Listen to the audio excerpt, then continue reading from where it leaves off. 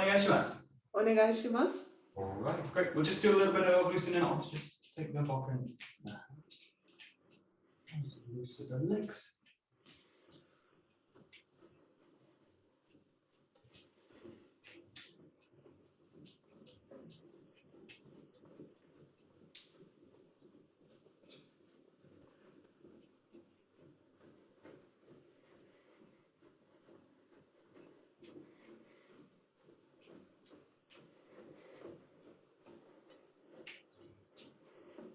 Great, let's take a little bit true rotation.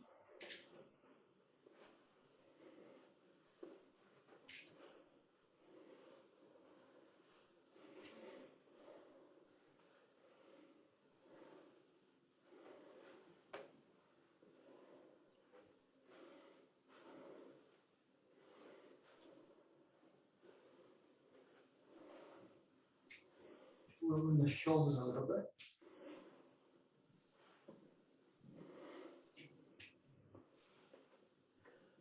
Take it forwards.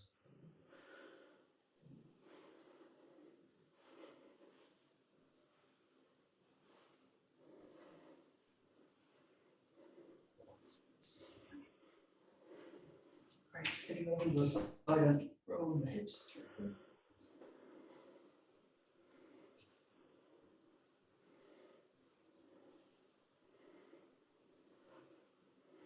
Changing direction.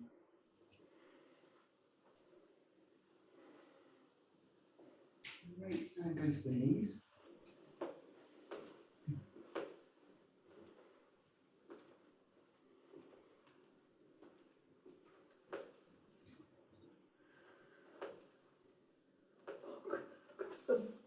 Take a little bit through and back.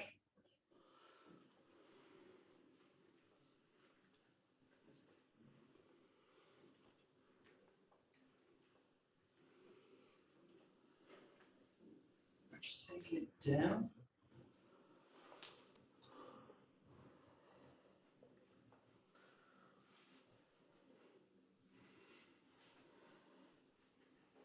Just a little bit wider with the legs. Just going side to side.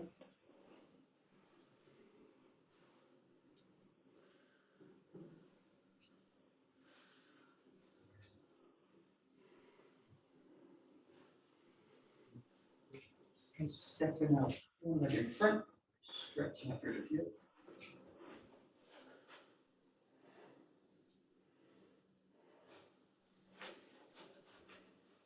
Changing sides.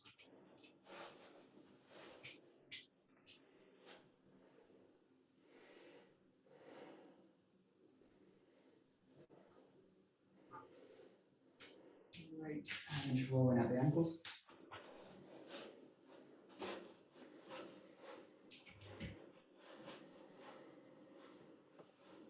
Great, changing the leg.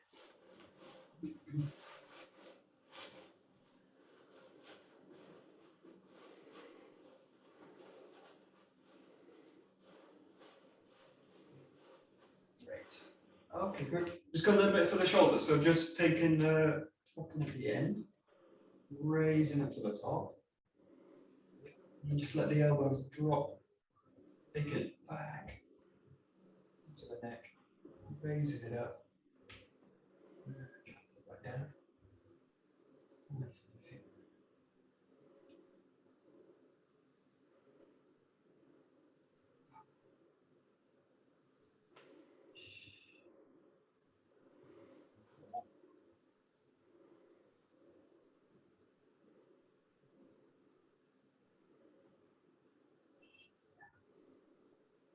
Right, and then taking it at the back in this one, thumbs together, or thumbs pointing towards each other, raising up. And that's going to soften the front of the shoulder.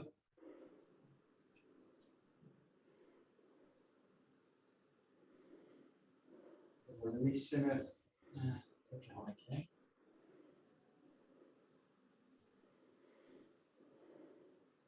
Releasing. And then the last one, raising up to the top, bending from the hips. We'll have a little bit more.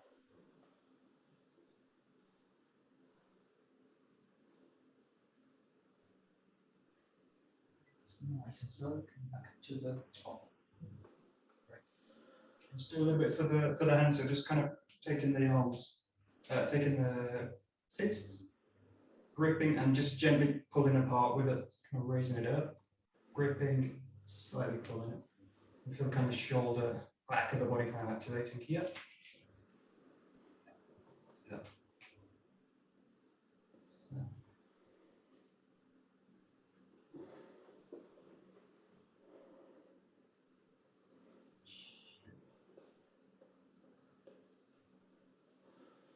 Great, and then the same thing, just pressing in.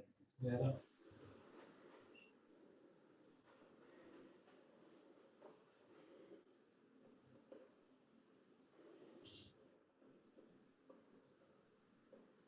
Great, and then taking the walking vertical, and then just kind of wringing out the grip here, and then pulling out the shoulders as well. Just kind of squeezing the shoulders at the back.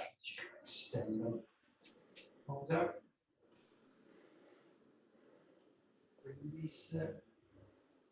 There.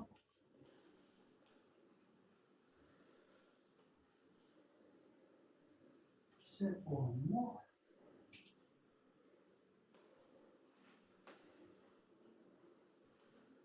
Great. Okay, perfect. We'll just go straight into the first 𝒊𝒏𝒈 and just working with a kind of swing through. Just kind of getting that heavy through the body. Into the back, swinging right through.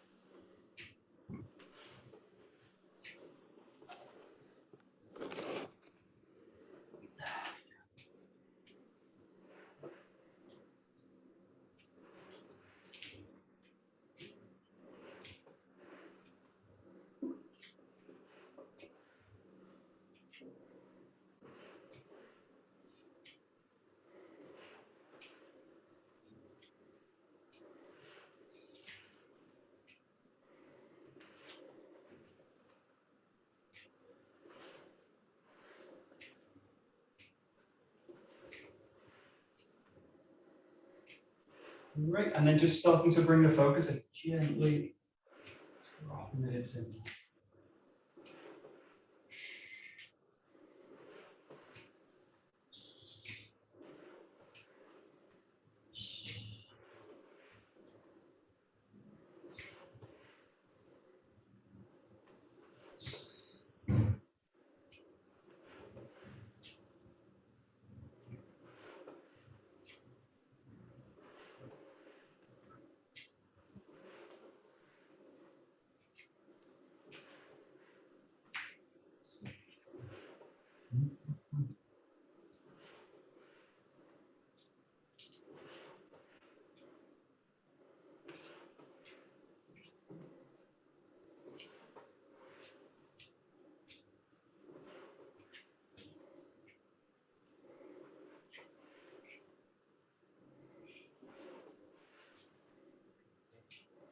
We'll do this kind of short set with it. So you're looking at 1, 5, and 7. So they're going to be touching basically. So we'll just switch it. We'll switch into number 5. With the skill comment. So nice and slow each time. Finding the ground.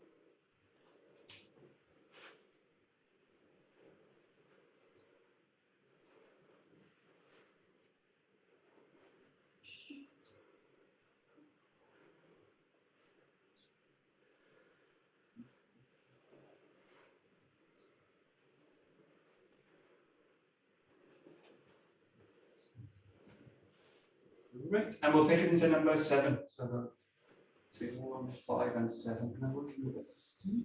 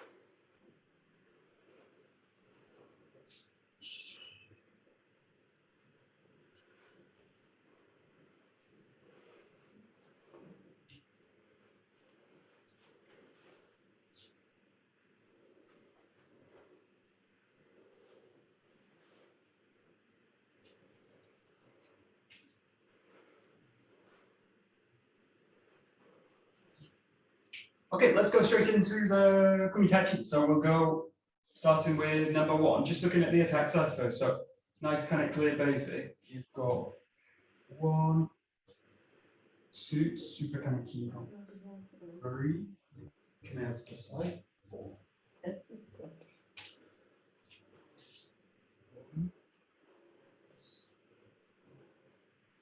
1, 3.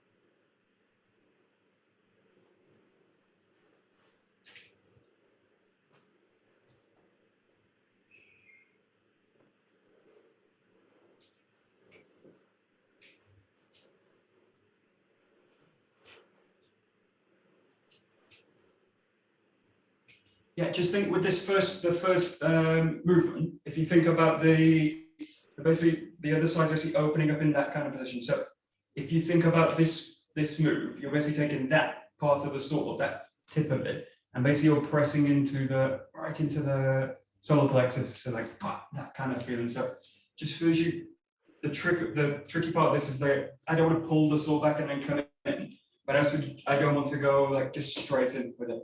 So it's got this quality like that kind of movement. So it's a little bit like when we do like that kind of move up to the top, that kind of movement, that same feeling, but it's got that kind of feeling. And I'm thinking about basically hitting, and it doesn't have to be so hard with this one, but it's that kind of feeling.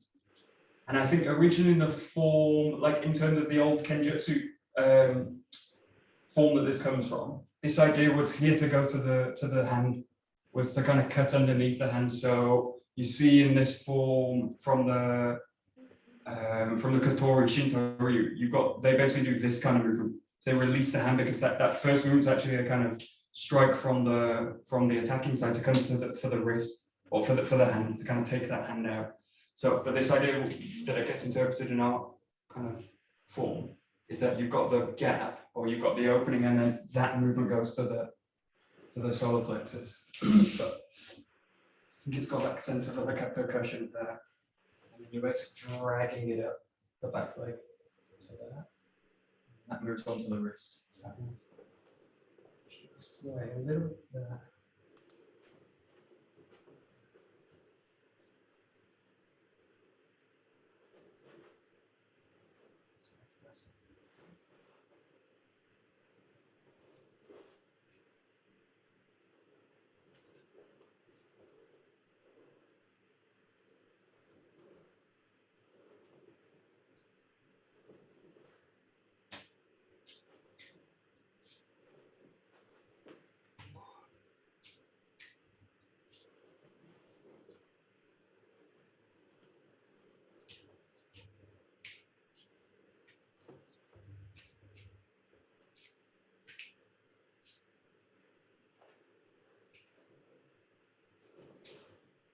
Yeah, that's nice. That's good.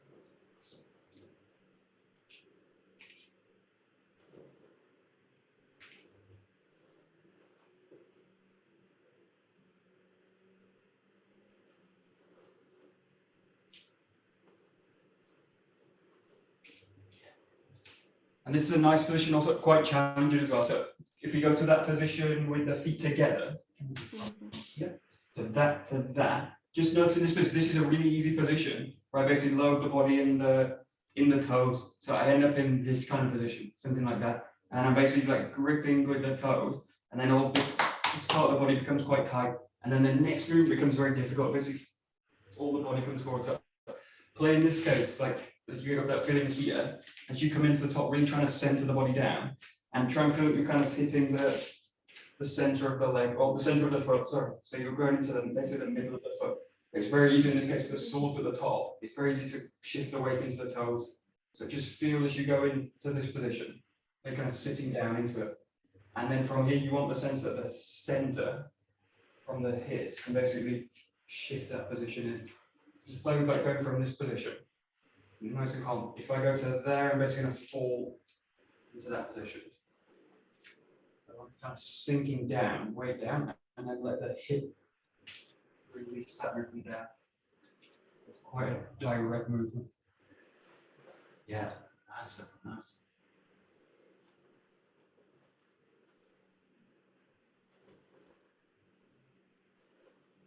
Sweet.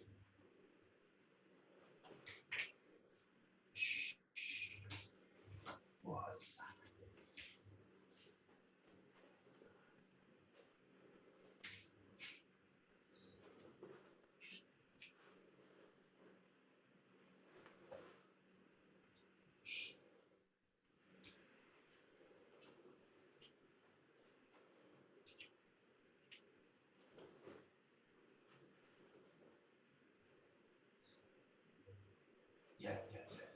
That's nice. Nice. Play with bringing these together now. So these first kind of steps bring this into one movement. You kind of bring the feet together into it. So you got one movement now. This is tricky. You still on that kind of percussion in that front. So try and feel like you kind of bow, follow it through. Try and preserve those percussive movements. One, there, and there.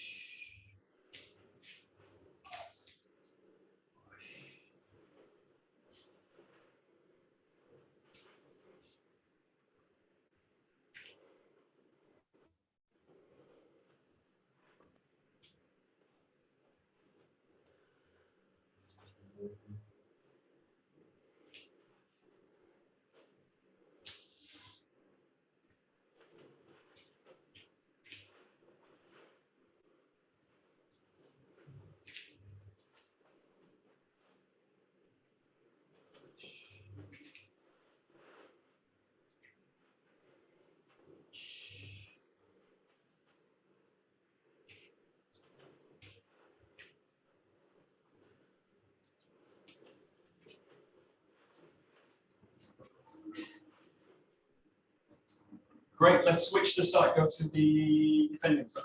Just kind of block it in. So one, dropping in, into the block, and then finding that finish.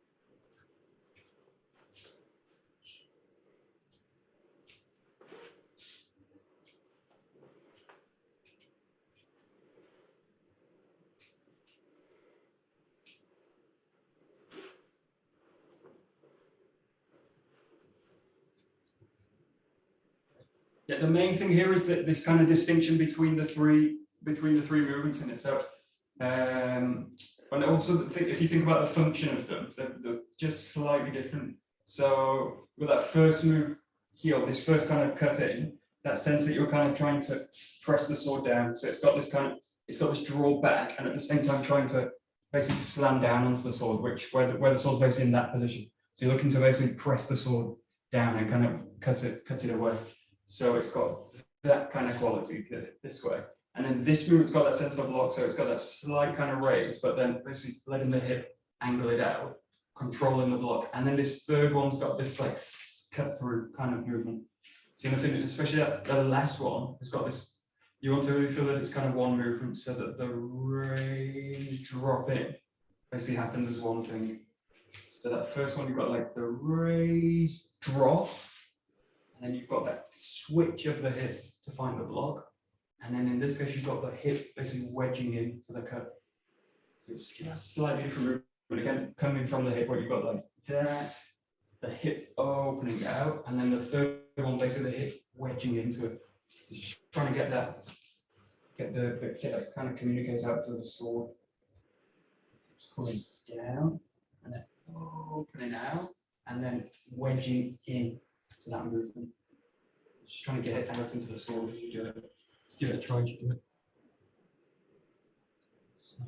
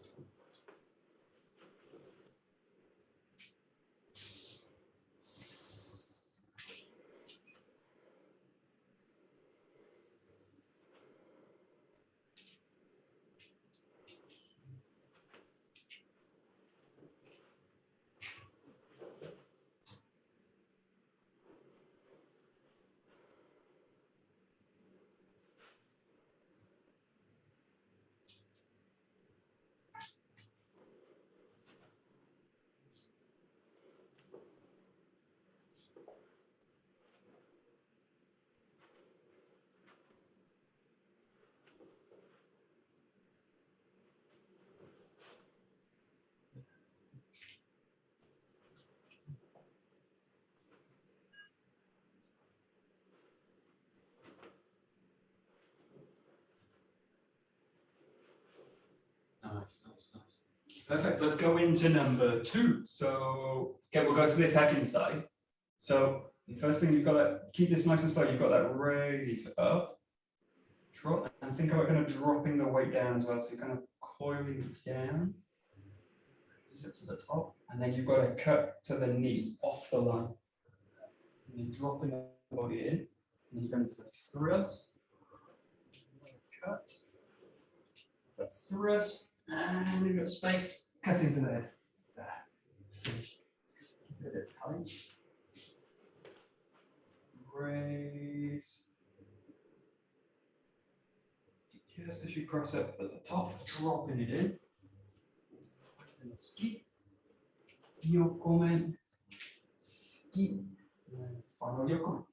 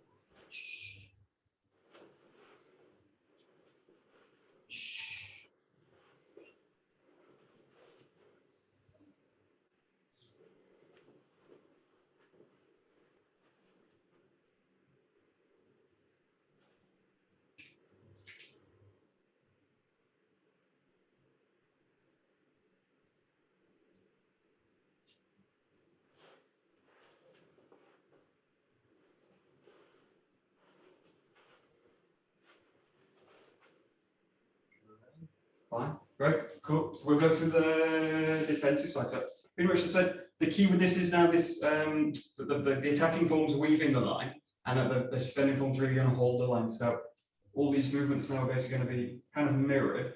You've got the raise, you hold the line as you kind of wedge the sword in, and obviously in this case you've got that kind of coming up to the wrist to cut it, and then the thrust is coming underneath. So you switch the hip back, change it, press it down, roll it back, and find the finish. Trying to really keep the center line, but wedging the hip either side of it as you kind of deal with the attacks. So you've got the strike coming to the knee, drop in, and then the ski coming over, lock it to the right, catch the sword, drop it in, roll it back. So, yeah, a lot of hip work going.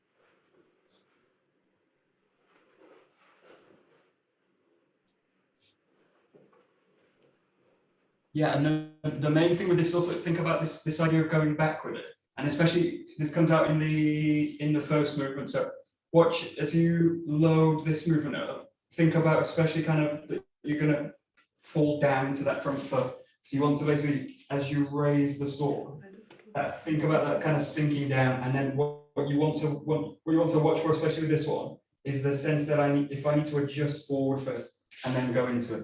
So think about in this case that strike's coming straight for the knee. I basically want to train the ability to, I'm not in the right place, I want to train the ability to press the foot and just move back with it. So you're trying to get that ability to just basically move back. I didn't do it. Find that position, that, and then drop it into it that way. So trying to basically pull the knee out of the way without feeling that you need to load forwards and backwards. And just look for that in all of this, because this is especially a good one for this kind of training, but that sense also in these kind of movements, I want that ability to kind of that, and then switch the hip back, and then switch the hip back. So all these movements, especially these kind of press down, that sense that you're pressing down, and that from that position you can just roll the body back. And that's a really useful skill, and just watch that ability. Like if I get that, and then I get kind of trapped in the front of the body, and I kind of press out, and the body's going to do lots of kind of adjustments before it can kind of pull back. So just think in this case that ability to get like hip work, that you're grounding it, and then you can just kind of roll the body back that way. Just really quite tricky again, because you're kind of cutting out with it all the time. Just so you can kind of balance that out.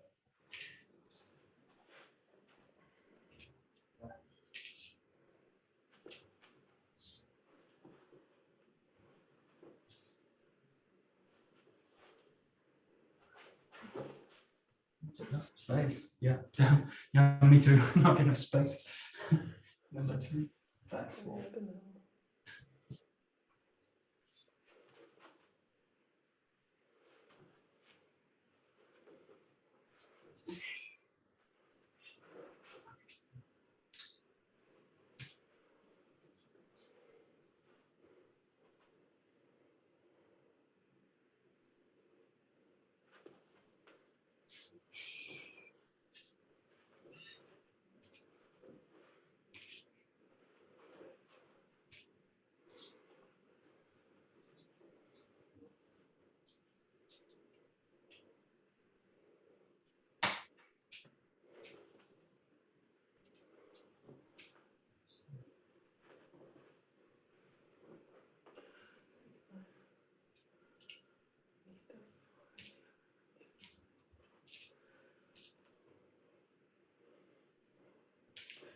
So when I go backward with Yokomen, yeah. so after I protect my knee, yeah.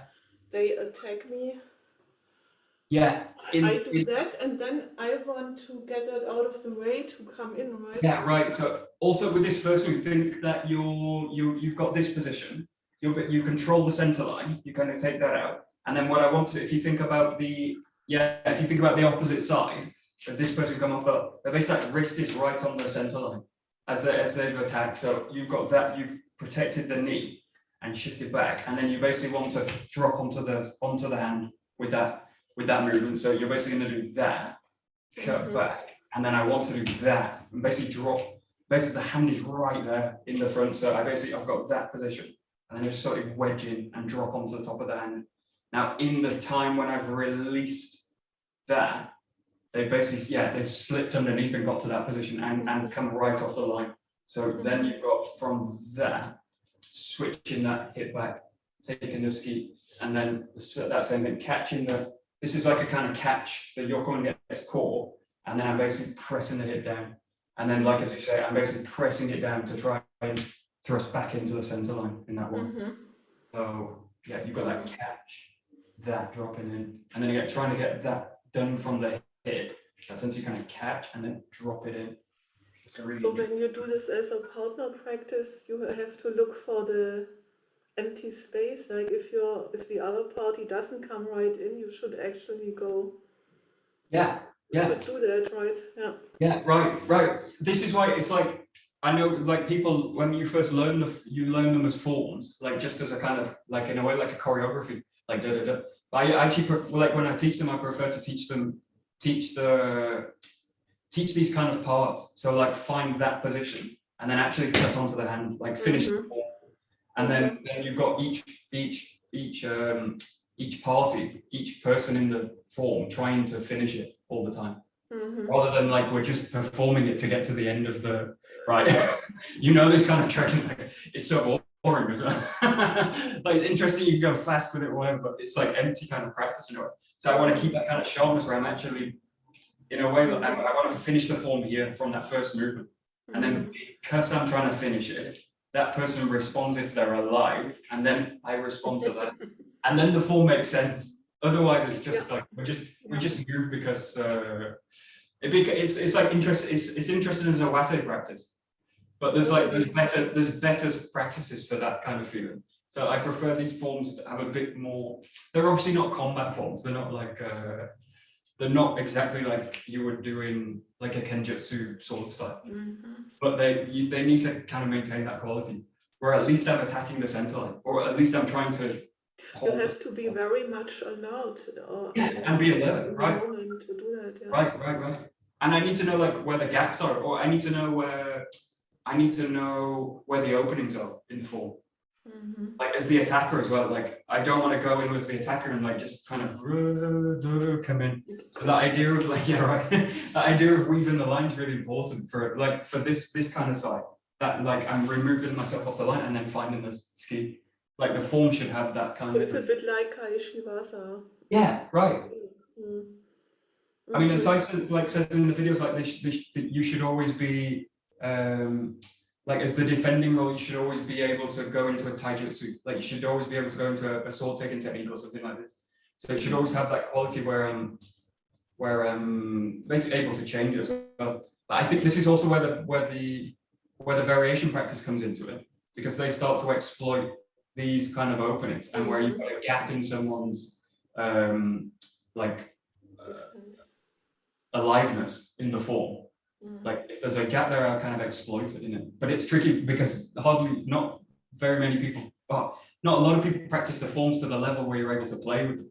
So that's like our first step, is like get to the point when we can do the forms without so much thinking. But it's tricky. It's a tricky kind of area, but keeping the aliveness is a good thing. We need to practice more with like foam swords. It's actually a really good practice. I do with the kids as well, like practice with foam swords and actually hit each other.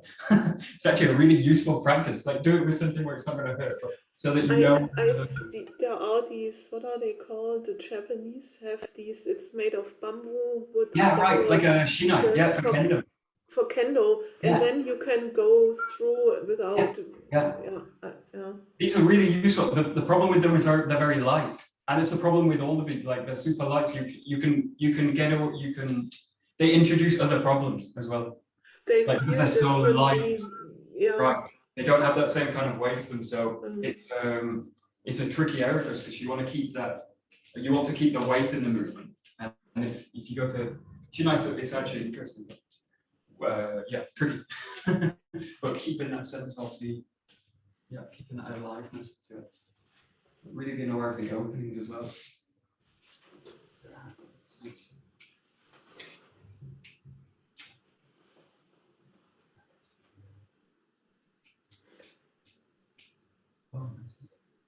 And in the beginning, the person, the attacker, they initiate, right? Or is this is like this is I'm kind of raising it, then the attacker's kind of raising it this way. This is like a threat to the opposite part? Or? Yeah, the idea in this case, I'm thinking about basically it's a bit like the first one, that idea of like opening up to the top. In this case, I'm basically trying to take a higher kamae. So I'm basically trying to come up to this kind of, and as I do that, they're also tracking me up. So that gives a kind of interesting area. There's also another form we kind of play with. It's not a kumite. This idea where the defender drops the sword, and then we go into a kind of form from this position where you get attacked from here. So there's some interesting this area of like the 𝒂𝒂𝒏 or the 𝒂𝒂𝒏 area, which is kind of also. So that you open your kamae and let the other person in. Yeah, right. So they all have this kind of quality as well. So they're kind of interesting that they do the in a way this deals with something that we don't quite do in the Taijutsu, which is like this tactical or strategy. It's like a kind of strategy. I'm trying to trap the person. We do it in like Shomenuchi way, but there are also these forms in rare, but where you open and it gives pressure, but then you let go and all this kind of stuff, like how to get to an attack, or how to or how to like invite an attack. So it's kind of this area is actually nice because it's explored in the Ken work, but that idea of like how to draw the person in, like open out the attack and then trap. So I think of them like setting up a trap, or the different methods of setting a trap for the person. Obviously it's choreographed, but it's nice to kind of play with them later, but trying to link that intention into it.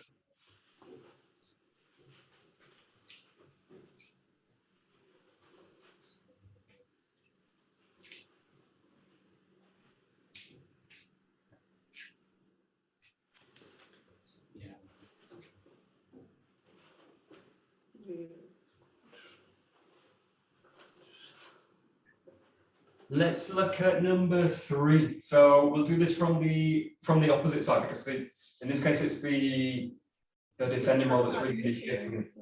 Yeah. So in this case, the main thing to work on with this, is that kind of parry out. So what you're looking for in this one is that sense that you parry the sword out and basically snap back onto the center. So if you do this in a really like a static way, or in a slightly more broken down way, you've got that snap out and then the cut through. I'm basically trying to get to the head. I usually train this way as well, so really break down the kind of intention of it as well. So I'm trying to basically snap the person away and then come forward with the cut. Yeah. This is a kind of tricky one, but it gets that kind of hit, kind of impulse out. And the key is that the tip's basically going to snap back onto the center line. So it's like, this is a really tricky one. And this is the move you see, like more than others, gets interpreted differently, depending on the teacher. So lots of people interpret this very differently. Some people interpret this like a push away, like I'm kind of pushing with the con and then coming through with it. I prefer to practice it more like a kind of, like really as a kind of, I don't even know the word in English. It's a snap. I do this and I make the appearance as if I wanted to do this, put this away and then come in with a ski. Yeah. Or whatever. The idea with this. The idea with this one is basically to break that line in one and come into it. So I'm trying to in that snap, that movement bring the attack up, or bring the sword up.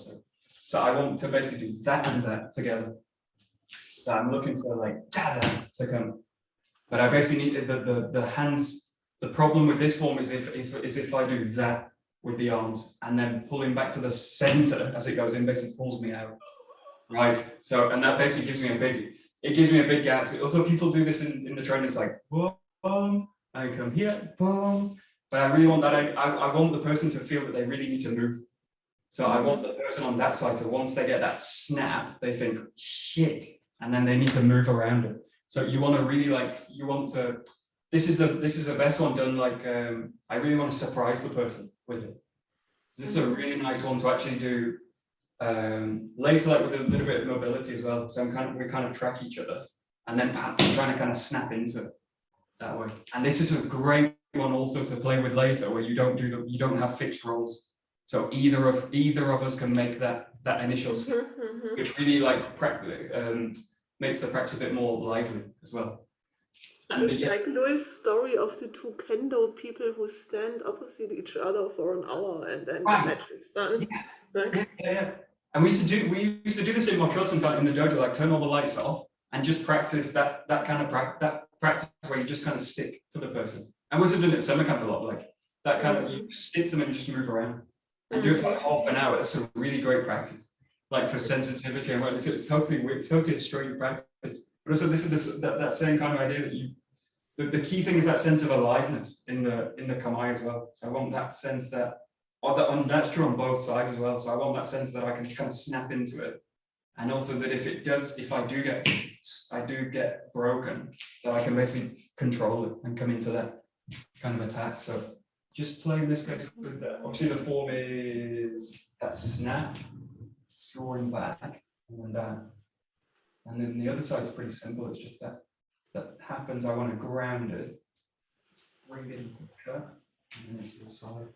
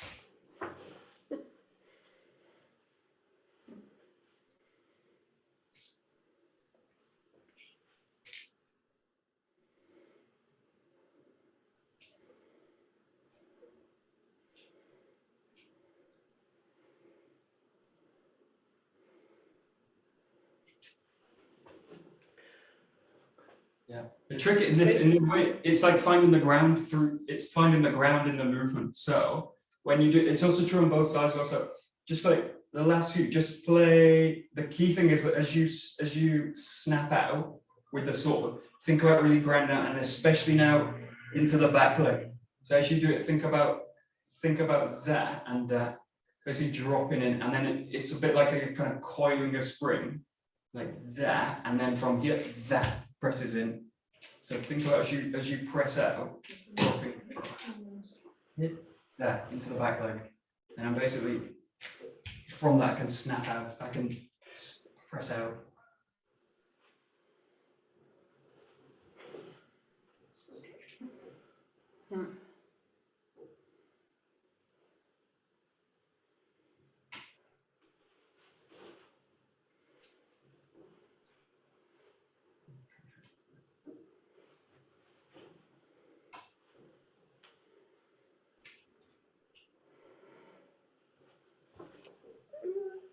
Yeah. Have you ever, you know this game? It's a playground game, kids play. It's called Slaps. You know this game? You basically, you stand in front of each other like this. And you basically do like that. And the other person's in front, you know this, and you basically try and slap the other, this kind of game. I do this in the dojo sometimes when we do this training, but it's the idea with it, or what you want to work on also with this kind of form with the kenwa is that again, it's that feeling like this, the center can relax down, I can release down, and then from that basically the arms are released. And then what I want to feel is that the center can basically, the center can pass it out, right. Now it's really obvious with it's the people that are easy with this game to beat, they basically pull that and then do it, obviously. So in that time, I just basically avoid it. So I'm trying to get the ability in this case, like to snap the hand, but it's got that kind of flexible quality to it. So this is a really hard practice in a way because, and it's exactly that same kind of movement, but it's a really sharp movement as well. So it's like I've got the hand and then bam. I really want to be like totally quiet with it. So I don't want anything which is going to send a big signal to it, which could also be from the center. If the center split from the hands, then I end up with something like the center pulls. I mean, this bit, the center kind of does something and then it passes to the arm. But in a way, like I want, which is fine because the sensor's kind of connected, but I really want like that to really go together, which is a really tricky thing. But again, it's like I want to first get that feeling that it's connected and then feel that I can, with that connection, snap into it. But it's a really kind of tricky move to get at. The most difficult thing is not to get stiff when you make that and then you can't move. Yeah, right. You do this movement and you are stuck. Yeah, exactly, right. So it's really trying to, This geht echt nur. Only if you make a bit of a backward movement can you come forward in the circle. What I did most of the time, I go forward and then you cannot go forward again. Yeah. I think it makes totally sense to make more such a movement than one like that. Yeah, exactly. Yeah, this is also tricky. If you go to like the full practice with it, this is an easy one in a way to, if I lose that idea of entry into it and I go to like the form, the problem with this, I start to go like, and then the hips already start to kind of pull back. So in this way, also you're practicing this idea of like this quick change of intention as well. So this idea of like, I get that, I really want to come in and then I change it that way. And then that's a really tricky thing to go like, I go here and then change it.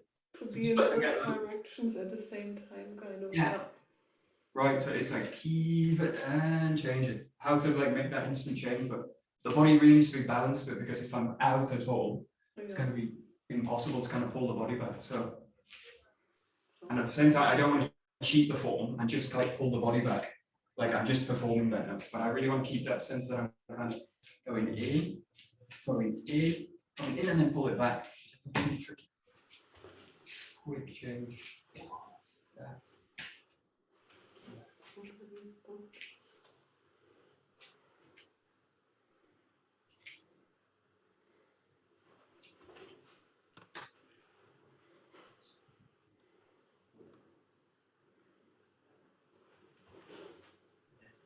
Just play this, it's a form I like a lot, but it's the variation you go like that and then release it, that one. But this is a great one because it retrains that kind of flexibility in the center as well. And this kind of quick chain, so you go like that, you've got that movement, and then rather than like press out the back foot, I shift into the front leg, and then this coils open this way. And this one's got like straight down the center line away. So I want to snap the person out of the center line, and then basically go right into it. I'm basically going to track that move to how they respond. I'm basically looking for that to come in. It's a really nice one to keep the arms relaxed and focusing really on the center. That there. It's nice.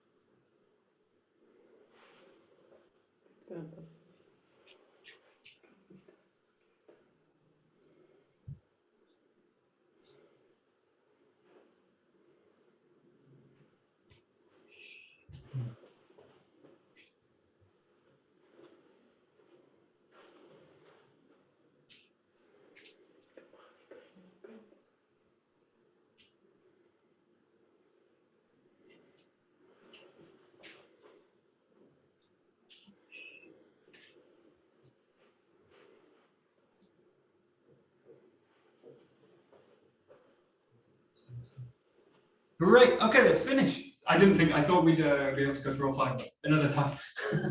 We'll try and get through this. Great. Okay. Great. どうもありがとうございました。Domo arigato gozaimashita. Okay. Perfect. Very Thanks a lot, Michael. Great. Thanks a lot. Thanks to you. Great.